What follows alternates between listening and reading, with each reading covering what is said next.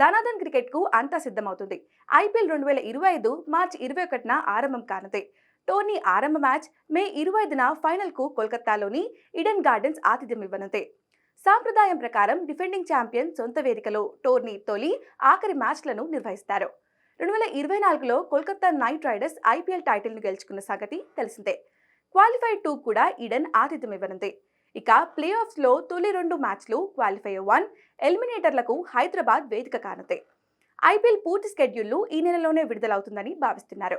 గతేడాదిలాగే 2025 IPL సీజన్లో మొత్తం 74 మ్యాచ్లు ఉంటాయి. మరోవైపు మహిళల ప్రీమియర్ లీగ్ కోసం బీసీసీఐ 4 వేదికలను ఖరారు చేసింది. ముంబై, బెంగళూరు, బరోడా, లక్నోలలో డబ్ల్యూపీఎల్ మ్యాచ్లు జరగనున్నాయి.